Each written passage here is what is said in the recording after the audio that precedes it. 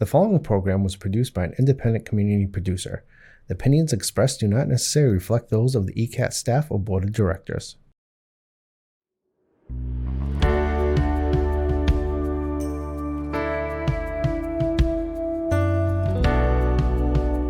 Giving a voice to the voiceless, pulling stories out of the shadows and putting them under the spotlight, making sure that each person is valued and cared for. This is Humanity First with Peter Evers, presented by BAMSI. Hi, everybody, and welcome to Humanity First. We have a packed episode today. Later on, we're going to have a couple of folks who actually are board members at BAMSI, where I work, who are going to come and talk about the real estate market, both in relation to commercial and residential. If you don't know that the price of housing is going through the roof, as it were, at the moment, then you're really not paying attention. So we're gonna talk about how that affects communities, how that affects folks who are new Americans coming into this country and trying to get a foot on the ladder. But before, I just wanted to talk about a couple of things that are on everybody's mind at the moment. This month, of course, is Pride Month, and you don't have to go very far to see a celebration of that, both in the media and on people's high streets. In Massachusetts, I consider us very fortunate to have a community that is welcoming and if you think about gay marriage, Massachusetts was one of the first states to legalize that. And if you have a conversation with young people nowadays, there's a bit of a tilt of their head when they hear that was something that was illegal a while ago. We have come a long way, but we don't need to rest on our laurels about issues of equality when it comes to Pride Month, when it comes to LGBTQ issues. I was doing a little bit of research this morning, and I found that across the country, there are many anti-gay LGBT acts, bills in the Senate of many states. In fact, I discovered that there were 18 bills that are restricting rights, LGBT rights and trans rights. And in Missouri, there are 17. If you go around the country, you're going to get people who are trying to restrict people's identity relative to name changes. You're getting efforts to restrict public behaviors, and you're getting changes in the law which really restrict trans people's rights and medical rights. I spoke to somebody the other day, and a trans person, they said it's very uncomfortable when you know that states are trying to legislate you out of existence. If you think about that for a minute, that really does go against all human rights, and we really need to be aware of that and fight for those rights for everybody. And I believe that equality is more than passing a law, or in this case, more than fighting a law. It really is the struggle for the hearts and minds of communities and the communities where people live. And so as long as we're talking about that, as long as we're giving people the right to live an authentic life, then I think we're moving in the right direction. But those things are under fire in this country at the moment. And then the other thing I just wanted to mention was what's been going on up in Canada with the wildfires. We really have been struggling. And at the moment, the northeastern seaboard is covered in a pall of smoke coming down from Canada. This is record-breaking numbers in terms of what we're looking at here. The Copernicus Atmospheric Monitoring Service, and yes, there is one, and it's called the Copernicus, which I think is wonderful, figured in May of this year, 54.8 million tons of particles came down from Canada and settled in our communities on the northeastern seaboard. That's twice as much as any other wildfire that's happened in the history of this country. This is directly related to climate change. This is directly related to the way that we use land in this country. And There is a warning out at the moment that people may have seen that with El Nino happening, and you may have read about this, it started in May of this year in the Pacific Ocean. It's going to push our temperatures up nearer to that 1.5 degrees that we're all worried about. This is something we need to pay attention to in our communities.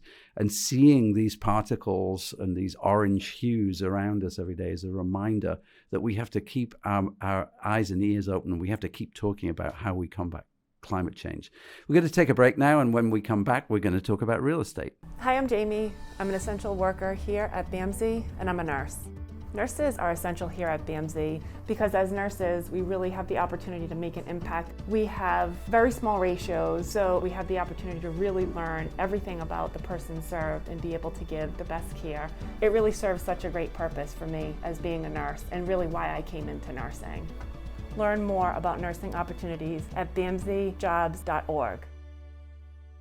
Giving a voice to the voiceless, pulling stories out of the shadows and putting them under the spotlight, making sure that each person is valued and cared for. This is Humanity First with Peter Evers, presented by BAMSI. Hi, everybody, and welcome back. Welcome back to Humanity First. For the second section of the program, we're going to talk about something that's on a lot of people's minds at the moment. And we have two guests who are experts. They're also friends of the organization I work for, BAMSI, both being board members. I'm going to welcome Jeanne Fuller-Jones, who works for Keller Williams, and Keller Williams going to get a couple of shouts here. Welcome, Jeanne. Lovely to have you with us. And Thank thanks. you. Good to be here. And also Cesar Maranda, who is a partner at Keller Williams, and you work in the commercial space in real estate. Correct. In the commercial division of Keller Williams. Correct. Thank you. Well, welcome, and Jeanne, you have an expertise in the residential side. I don't think it's escaped anybody's notice over the past few years that housing prices have been rising astronomically, and office space is another kettle of fish, if you will, in terms of availability of office space post-COVID. By the way, I'm really happy that we're having lots of post-COVID discussions now, given what everybody's been through. But there's no doubt when we have a pandemic like this, when something affects the entire world, there's going to be shakeout in terms of people's mental health, people's jobs, and real estate doesn't escape that, I suppose. I would say that real estate is the heart of any community. When you look at what's happened in certain places, I always think about Detroit, because Detroit is a great example of a city that sort of died, and many of those residential areas became uninhabitable through neglect in a way, and lack of urban planning and lack of a public health policy and all of those things. We are nowhere near that, of course. But what we're worried about, what I'm worried about anyway, and Jeanne, you and I have had this conversation. I have a child who is now an adult who has been looking to get on the ladder for probably 2 years now and has not succeeded, and is getting a little desperate and wondering how that's going to happen. I read recently that in February of 2020, the average house price in Brockton was about 320 something thousand, and now, at least it was actually last November when I looked, it was about 425. That's a massive leap. Brockton is a gateway city. Brockton is a city very close to my heart and yours, I know, because you spent so many years there. It's a gateway city that is affordable, that is multicultural, that new Americans can come to and feel that they have a chance of getting on that ladder. Mm-hmm. And many of those new Americans, of course, look to property in terms of generating generational wealth. Is that still the case, Jeanne? Because it looks pretty dire in terms of the opportunities for folks right now. The interesting piece is, yes, Brockton is more affordable than a lot of other areas. But what you see is a lot of the buyers coming into Brockton are coming out of Boston, and the Brockton people are looking south. We're looking Brockton, my Brockton buyers were looking at Taunton, New Bedford, Fall River. Everything has to push down a little bit more. The window in which someone can get into a new home or a home in Brockton, as anywhere else, just the window gets shorter all the time with the rising prices and the affordability changing. A 6% mortgage is not outrageous. Right. 20 years ago, when I bought our home, we thought that was great. When we could refi down to 5.5, that was a big plus. But people have been so used to money being almost free for several years, it has really impacted people's purchasing powers. So someone who could buy a $400,000 home a couple of years ago can now get a $350,000 home.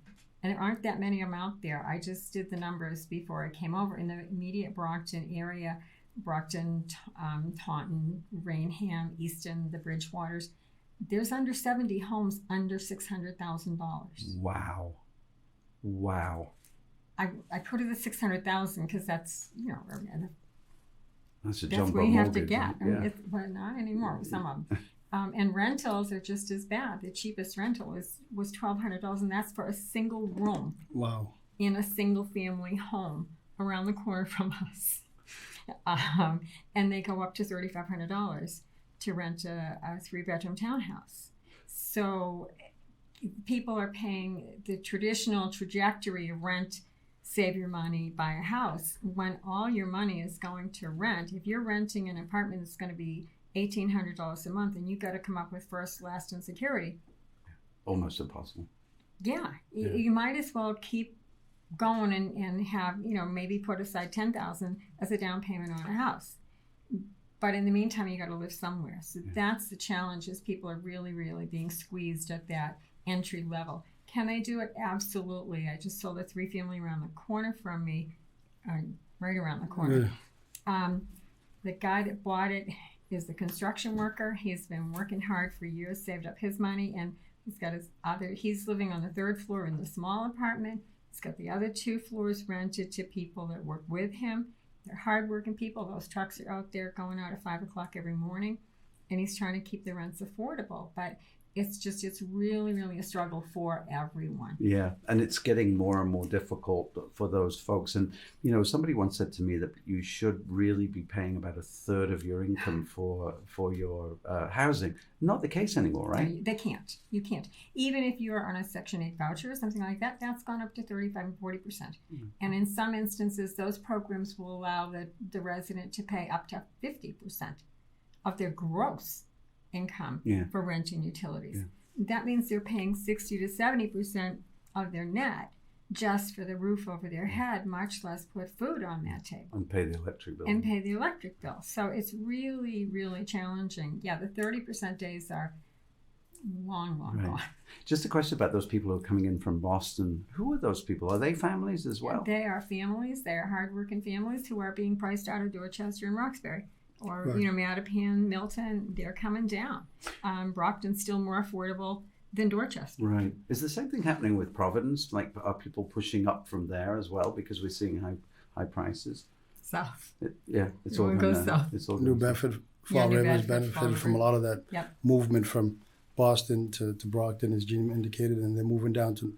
Matter of fact, the Brockton School Department just recently had announced in the papers and different publications that a lot of the families are being priced out. And so some of those families, obviously they take the students with them, the children, they're moving to Bedford and Fall River. So that creates other challenges in itself, and it impacts their budgets. Right. And as we look at urban planning, and I probably shouldn't have mentioned Detroit because Detroit is an extreme example of that. But what you begin to see then is the shrinking of the schools, the shrinking of community. I think about when a family moves into a community, they look at a lot of things, don't they? They look at the school. And I will say Brockton High is a wonderful school. I'm so impressed with the work that they've done for such a huge school over the years. And to think of that, and I think it was 130 people that were recently laid off. Correct. And that is a direct consequence of housing costs, right? Right. And there's other things that are going to happen with that. What are the kids going to be doing? Certainly when my kid, I raised my kids in Somerville, and they played baseball, they played soccer, and you could see in that city that there were less baseball teams on a yearly basis. That intra-league had 28 teams when we first got there. By the time I finished, there were 15. There is this sort of depopulation in a way. And what are all the service industries going to do as well? There's sort of knock-on effect to that. Well, and the population that can stay, one of the downsides of money being so cheap for the last several years, was folks like Cesar, maybe instead of saying, hey, it's time to go up, and we're going to buy that nice new house at $700,000. For the money, we're just going to take a HELOC and get some money and spend $30,000 on the kitchen and the bathroom and the deck, and we're staying right here for another 20 years. Correct. So my first-time buyer, that house isn't there. Isn't available. So more people are staying where they are. I do a lot of work with seniors and folks that are maybe thinking about downsizing, right-sizing, and probably 70% of the time after I go to see them and we do some numbers and look at things, the answer is, you know what, this house works for you just fine. Right. Let's renovate that downstairs bathroom, make it more accessible, and you stay right here. Right, and then you mentioned the interest rate hikes. Yeah, because they can't, they're not going to spend all that much more. They don't want to take a mortgage and buy more. That's right. So they're going to stay right where they are. So again, that's the lack of supply. Yeah, and I think this does come down to to social policy in the end. What are we going to do as a country? As somebody said to me the other day, and in Boston, Boston has become not affordable. You 1.2 million for a house in Hyde Park, which is a typical blue collar neighborhood. Somebody said to me, if all the rich move into these places and Fort Point Channel and places like that, who is going to provide those services for those people? And there's going to be some sort of a strange change to Boston. Correct. So we're looking at more, I know I've talked to the mayor of Brockton about this, but more affordable housing, creating laws that sort of push developers into providing more affordable housing to get people on the bottom run. That has to be good for a community, right? Absolutely. Absolutely. It provides more places, more people to live. And those seniors that are staying in their homes longer are starting to need more services, and there's got to be a place for those people to live. Correct. So you need all the levels to maintain it. And business as well. It's all interconnected. Absolutely. I mean, as we say, the old adage in commercial real estate, trails rooftops. So where you have rooftops, you have consumers, you have different services you could provide. And so just to speak to commercial real estate, and what I handle primarily, I've handled different product types at 20 years in the business, but we have major product types from office, as you mentioned earlier, Peter, in our conversation. Obviously, there's a lot of challenges, especially with COVID and the displacement of workers, dialogue back to work, and some employees are not ready to do that. And maybe we may end up at a hybrid system, but there's a lot of challenges there as a result. Then you have retail, which most of my focus is in.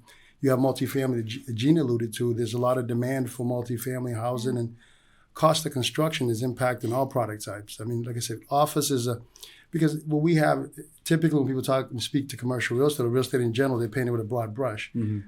But so if you look at it, you look at the hospitality, for example, is another sector. They've bounced back from COVID.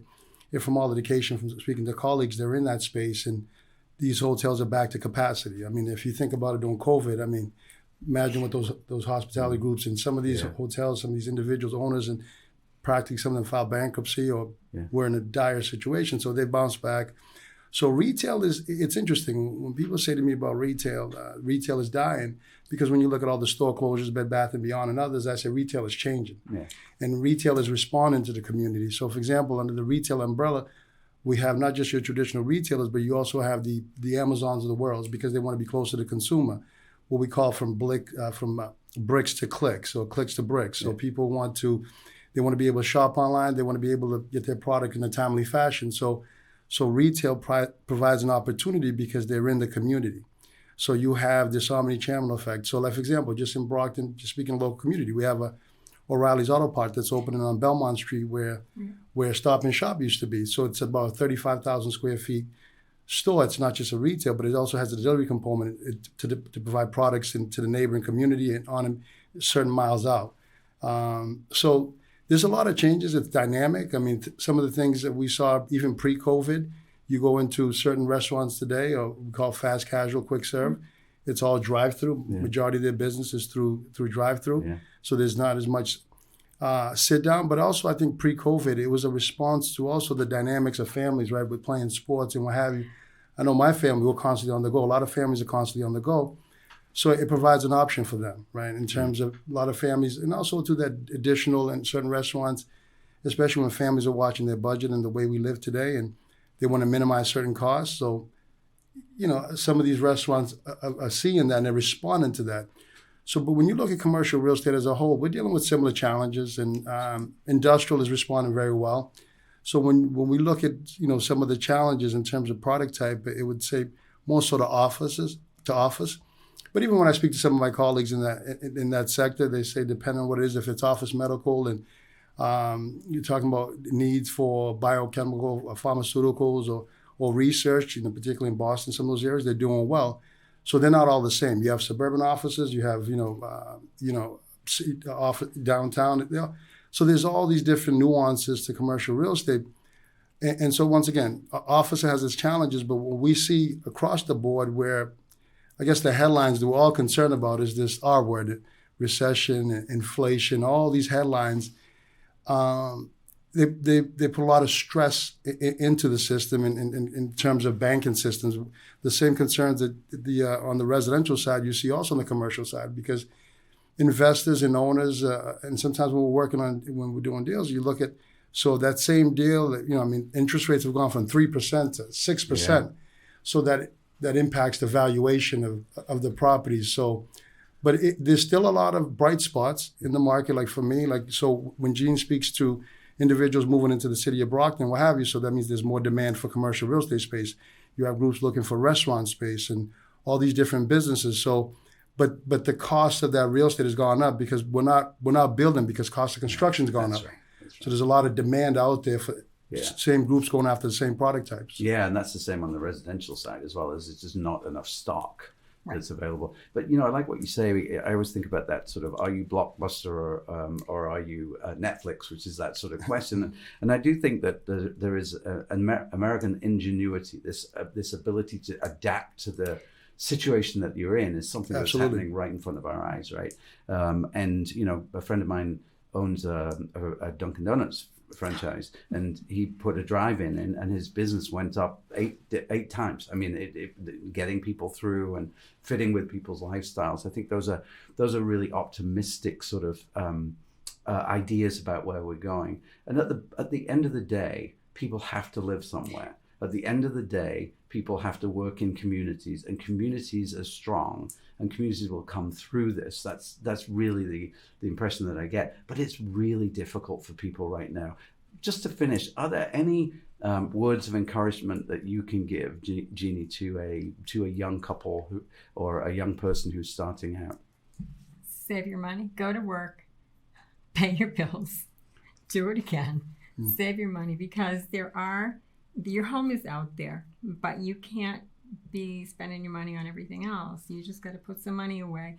Your buy-in is going to be a little bit more, but in the long run, it's still the best investment in the world. Yeah, pay your housing future first. Pay yourself and build some generational wealth for your family. Maybe no one in your family's ever owned, but you know what? Doesn't mean that you're not going to be the one to do it. That's right. It has been wonderful having you on the show. Thank you so much. And as usual, when people are amazing on the show, they get asked back. So hopefully we can come back in a few months and check in on the state of the housing market. Absolutely. And the commercial market. It's been a pleasure. Thanks for having us. Thanks, everybody. Goodbye.